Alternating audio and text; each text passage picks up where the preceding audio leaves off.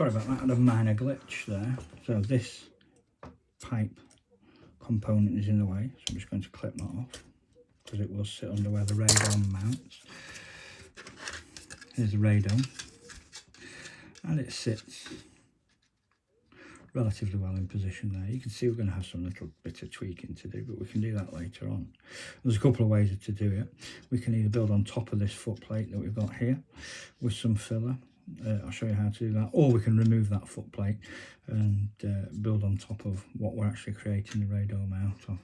But you get an idea now, and it just sits nicely according to the plans, the drawings, as to where the radome sits. Interestingly enough, this Skyraider, an AEW Skyraider English one, doesn't have doors on the wells. It has single hole, circular hole, like say a P40. So the undercarriage doors will be discarded or thrown in the spares box, and I'll make some panels, some plates to fill these holes in and give some round holes. So I'll chuck these out of the way for the time being, because in essence what we need to do now, we've got a nice plan profile, we've got a nice side profile, and it's accurate, it's quite accurate, you know. Certainly you wouldn't be able to tell, or you wouldn't be able to, shall we say, pick any inaccuracies in the shape, even though it's been literally traced off an iPad, off a plan off the internet. I was happy with the plan, I was happy with the, you know, the shape that I've created. So what I'm going to do, I'm just going to pick a point on this radome. I'm just going to sketch a line in place like that. I'm going to sketch a line vertically. I think I might even sketch another one here. And what I'm going to do is I'm going to create a simple profile for this, again referencing photographs, but I'm going to create a front profile, and then we're going to block it out with some wood, and then we're going to skim it with some filler, and then we'll trim the filler whilst it goes green. I'll explain that, show you that later, and we'll turn it into the radome that we need. So the first job here, I take a simple piece of plastic. I'm literally going to tear off a little piece that I need here. I'm going to offer that piece of plastic up, so you can see there I'm holding it in place. If I mark that piece of plastic here, you can see actually my building could be slightly more accurate in terms of, I'm not got a perfect right angle, I'm probably half a degree out. So what I could do there, just use my knife and just pare off smidges of the plastic there, so that I get a better fit, a better gluing surface. So now we have, if I my pencil line, if I line it up with my pencil line, we've got a better gluing surface there. So it's going to stay in place and behave itself. So I've marked this point and this point here. And what I'm going to do, rivet counters would roll in the grave if anybody was good enough to shoot them all, is I'm going to just carefully, by eye, drift in a shape. Okay, I know the shape needs to end basically at 90 degrees at this point and 90 degrees at this point, because it's the centre line, it's the centre of the component we're trying to manufacture.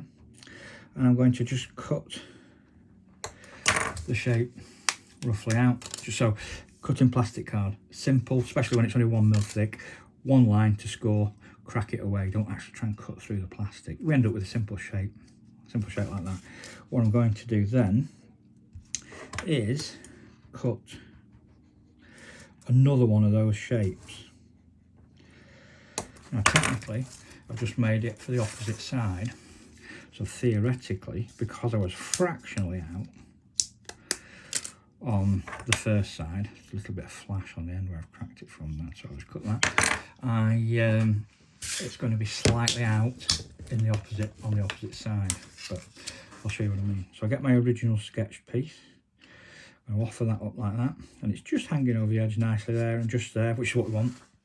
So I can trim it back, trim it forward, get some, oh, it's like my makeshift, but it works. Thinners if I need it, thinners again if I need it, glue, but it stops clumsy people like me knocking the glue over.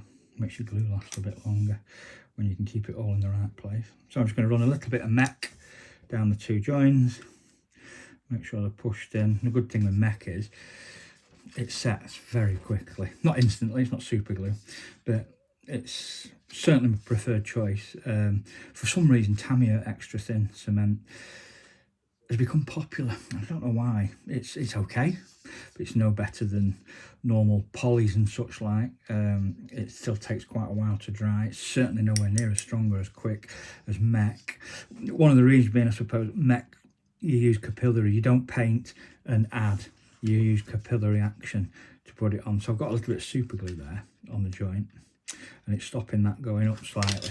But what I'm going to do, instead of damaging the joint, I don't need the inside of the piece. I'm just going to cut a little piece off the bottom there, and then I can offer that back up, and it's almost a perfect fit. I'll take a little bit more off that. And I'm just going to trim that edge slightly in the opposite direction, because we know that was ever so slightly off. And I'm going to offer it up again, and we can see there that we've got nearly a perfect fit. Run a little bit of mech, and a little bit of mech.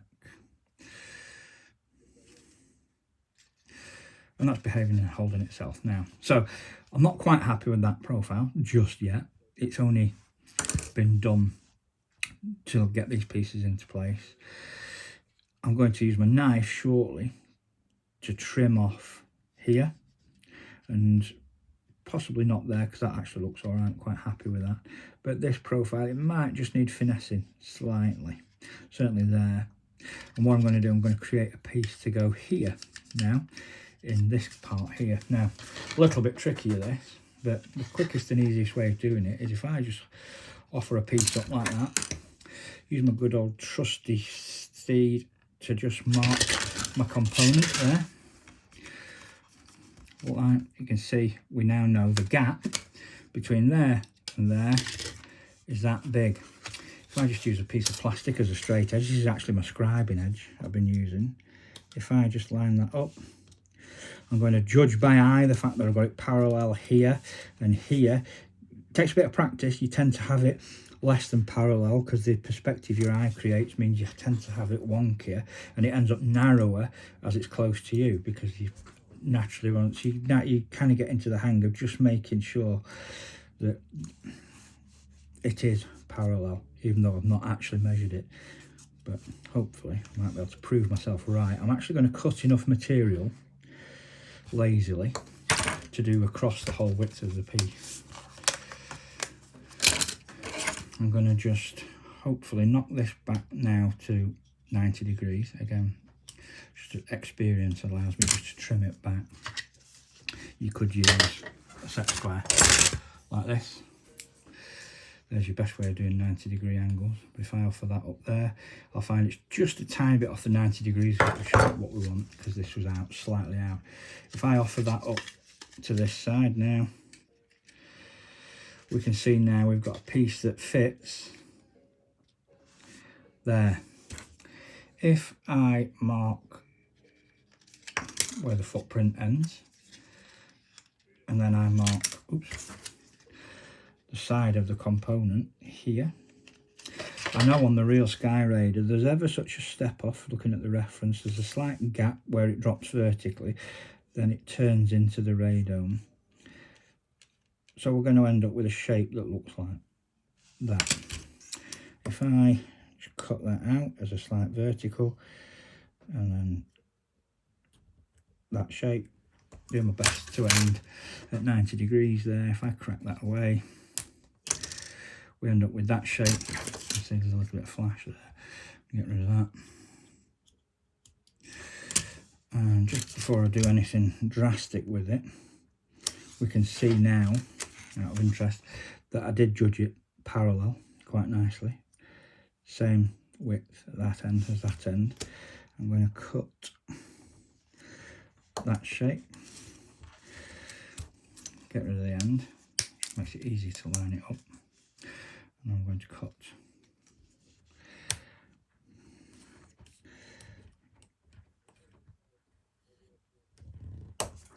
that and crack it away, so that I've now got two pieces identical that can be glued into place here.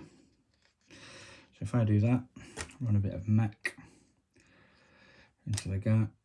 And what I'll do is I'll try and just get it as square as the piece I've already made. So looking in that direction, it's square. So we can see now that we've got a component now. Our radome, we have cross section, and cross section there. So I'm going to add that other piece and I'm going to block it out with some balsa wood, and I shall come back to you shortly